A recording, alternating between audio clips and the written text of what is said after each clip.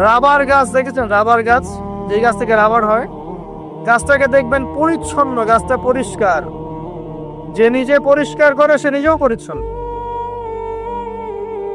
জমিনের মধ্যে দেখবেন মৃত জমিন, বৃষ্টি পড়লো, সজীব হয়ে উঠলো।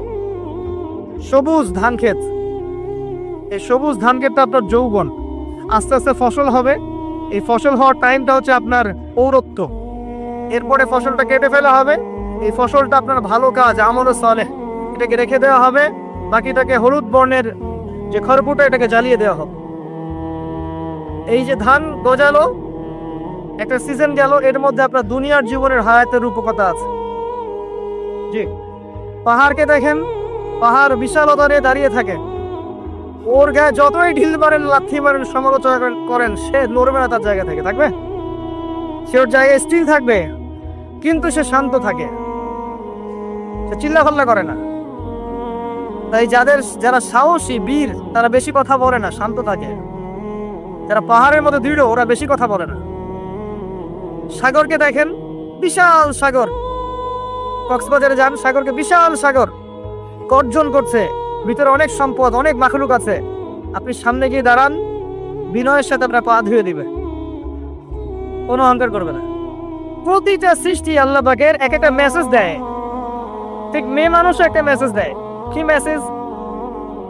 আল্লাহ পাক মানুষকে সবচেয়ে সুন্দর করে সৃষ্টি করেছেন, আর মানুষের মধ্যে মেয়েদেরকে সবচেয়ে বেশি সুন্দর করে সৃষ্টি করেছেন। আল্লাহ পাকের সবচেয়ে সুন্দর সৃষ্টি হচ্ছে মেয়েরা, এবং তারা খুব নরম হয়, নরম, প্রজাপতি ধরার মতো। প্রজাপতিকে ধাপ করে ধরতে পারবেন না আপনি, শক্ত করে ধরতে গেলে প্রজাপতি নষ্ট হয়ে যাবে, মরে যাবে। প্রজাপতিকে কোমল ভাবে ধরতে হবে। ঠিক মেয়েদের সামনেও আপনার কোমল থাকতে হবে। বেশি হার্ড হতে যাবেন, শেষ। আমি আপনার গার্লফ্রেন্ডের সামনে কোমল হতে বলি নাই, আপনার ওয়াইফের সামনে হতে বলেছি। কোমল থাকলে আপনি জিতে যাবেন। দেখবেন দুনিয়া চিল্লা ফাল্লা করছে আপনার বাসায়, আপনি চুপচাপ আছেন, পাহাড়ের মতো কোমল আছেন। 5 মিনিট পর দেখবেন নিজেই ঠান্ডা হয়েছে, বলছে আচ্ছা সরি, ভুল হয়ে গেছে। আর যদি আপনি চিল্লা ফাল্লার কাউন্টার দিতে যান, তাহলে দেখবেন সুটকেস গোছানো শেষ, বাবার বাড়ি চলে গেছে। ডিল করা খুব ডিফিকাল্ট। এখানে আপনাকে খুবই সবরের পরিচয় দিতে হবে। আল্লাহ পাক বোঝার তৌফিক দান করুন। আর আমরা মা বোনদেরকে রিকোয়েস্ট করব, 4টা মূলনীতি মেনে কাপড় চোপড় পরবেন। আপনার কাপড়টা এমন হবে না যে কাপড়টা পরলেও অঙ্গ প্রত্যঙ্গ দেখা যায়, বোঝা যায়, এমন হবে না।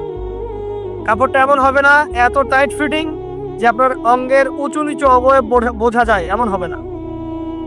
কাপড়টা এমন হবে না যেটা অমুসলিমদের পোশাক, আর কাপড়টা এমন হবে না যেটা পুরুষদের পোশাক।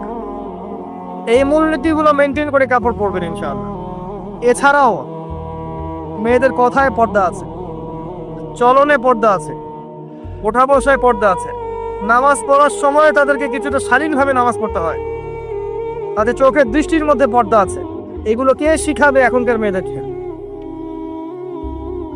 সবসময় বিজি দেখবেন নতুন কোন সিরিয়াল আসছে, নতুন কোন ফ্যাশন আসছে, নতুন কোন পার্লারে কি আসছে, কোন কাটিং আসছে, কোন নায়িকা আসলো। ও যে বাংলাদেশে কোন এক নায়িকা আসছে,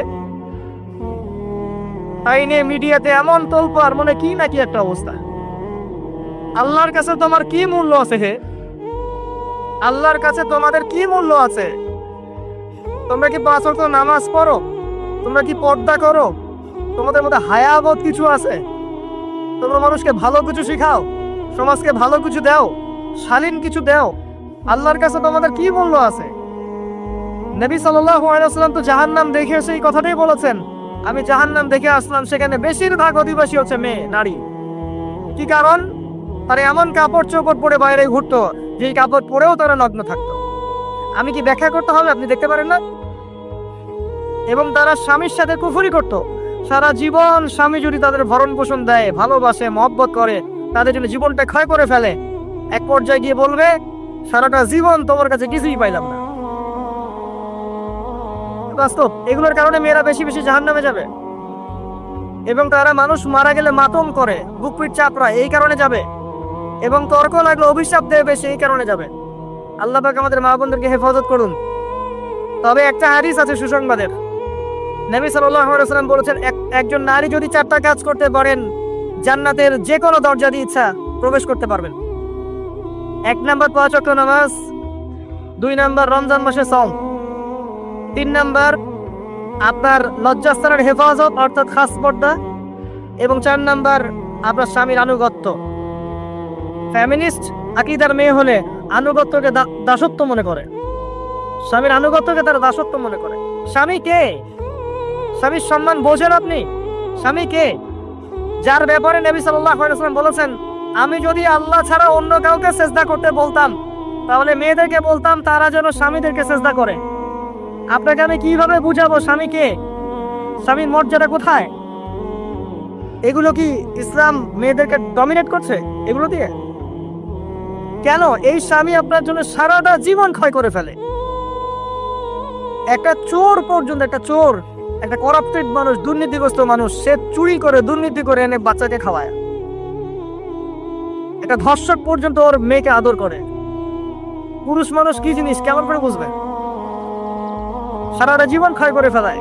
যদি আপনি তার আনুগত্য করেন, তার সামনে সুন্দর মতো থাকেন, তার কথার সাথে তর্ক না করেন, ভালোবাসা দিয়ে থাকেন, আপনার জন্য সে জীবন দিতে প্রস্তুত থাকবে।